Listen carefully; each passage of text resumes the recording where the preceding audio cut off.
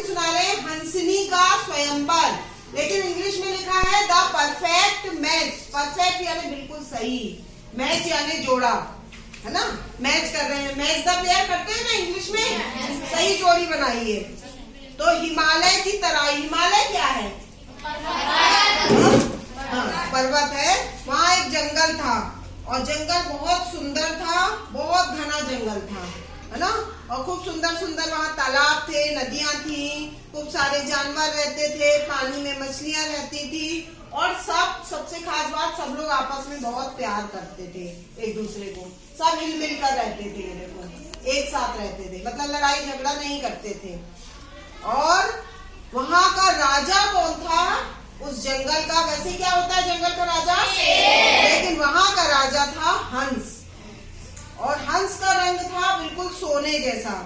तो सोने को और क्या बोलते हैं? पर्यायवाची सोने का क्या होता है मालूम है? स्वर्ण।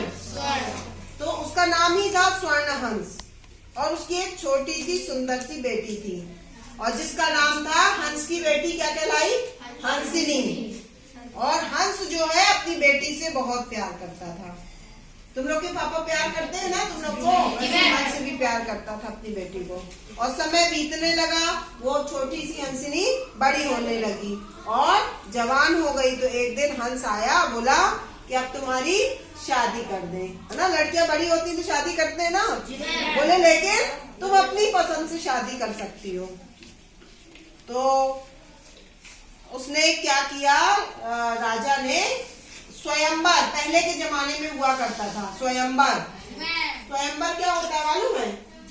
क्या होता है बताओ? अपने से किसी भी लड़के को या फिर किसी को भी लोग शादी कर लेते हैं, चुन लेते हैं, फिर राजा महाराजा उसकी शादी करा लेते थे, उसको स्वयंवर कहते हैं, है ना।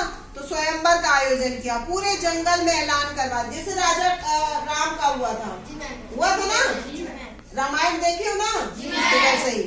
तो पूरे जंगल में ऐलान करवा दिया कि मेरी प्यारी सी जो हंसिनी है, मैं उसका स्वयंवर करवाने जा रहा हूँ, आप लोग सब लोग सादर आमंत्रित है। जैसे अभी कार्ड भेजते हैं ना, तो पहले के जमाने में राजा महाराजा लोग वो ढोल ढमाका से पूरे राज्य में खबर फैला देते थे। तो जब स्वयंवर हुआ तो खूब सारे रंग बिरंगे इतने सारे पंछी आए, सब शादी करने के लिए उससे। और मोर आ गया, हंस आ गया, कोयल आ गई, खूब सारे पंछी, कुछ स्वयंवर करने आए और कुछ देखने के लिए आ गए। और हंसनी सबके सामने आती गई कि कोई पसंद आए। तो मोर के सामने आई, तो मोर ने जैसी मोर के सामने आई, देखो मोर के सामने आई, है ना। तो मोर के सामने आई तो मोर ने क्या किया, उसके सामने अपनी लंबी सी गर्दन उठाई और अपने जो खूब सुंदर पंख होते, नाचते देखा है मोर को, खूब सुंदर पंख को फैला लिया। उसको मोर बहुत सुंदर लगा। और थोड़ी सी लड़कियां शर्माती है ना, है ना, शादी के समय शर्माती है, तो वैसी शर्माने लगी और अपने पापा के पास जाके बोली मैं मोर से शादी करना चाहती हूँ। तो राजा बहुत खुश हुआ कि इतना सुंदर इसने मोर को चुना है, और मोर के पास संदेश भेज दिया कि ये मेरी बेटी तुमसे शादी करना चाहती है। तो राजा का दूत मोर के पास गया, बोला हंसिनी आपसे शादी करना चाहती है। तो मोर भी बहुत खुश हो गया, ये देखो खुश हो गया, पूरे पंख फैला लिए, है ना, और बहुत खुश हो गया। लेकिन भूल गया कि और सारे पशु पक्षी भी आए हैं, और उसने क्या किया, नाचना शुरू कर दिया, खुश होकर नाचना शुरू कर दिया। तो मोर जब नाचने लगा तो हंसी ने सोचा कि देखो कैसे बेशर्म जैसे नाच रहा है। वो सोचने लगी है मेरे मम्मी पापा खड़े हैं, मेरे मम्मी पापा के सामने बेशर्म होके नाच रहा है कितने सारे लोगों के सामने, और कोई शालीनता नहीं है, इससे शादी नहीं करूंगी, मूर्खता होगी इससे शादी करना। और अपना विचार उसने बदल दिया, और तभी उसको किनारे देखा एक हंस खड़ा है। हंस के तो उसी की जाति का था और बहुत शांति से शालीनता से खड़ा था। तो उसको देखकर उसको बहुत अच्छा लगा, सोचा ये हंस कितना शालीन है और मेरे साथ शादी करने के लिए यही योग्य है। और गई और माला उसने, शादी में माला पहनाते ना, तो माला उसने हंस के गले में पहना दी।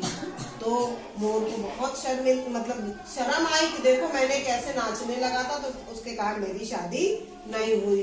बहुत शर्म आई और वो महल छोड़ के चला गया। तो वो समझ गया कि सबके सामने हमको मर्यादा में रहना चाहिए। तो कुछ मजा आया कि कुछ सीखा तुम लोगों ने? मजा आया? क्या मजा आया, मतलब क्या अच्छा लगा, क्या चीज अच्छी लगी? मोर का डांस करना, ऐसे डांस करने लगना चाहिए। हाँ मजा आए तो करने लगना चाहिए, है ना। और कुछ सीख भी मिली? कुछ सीख मिली? हाँ अच्छा, और क्या मजा आया ये बताओ? हैं? क्या? हमें सबका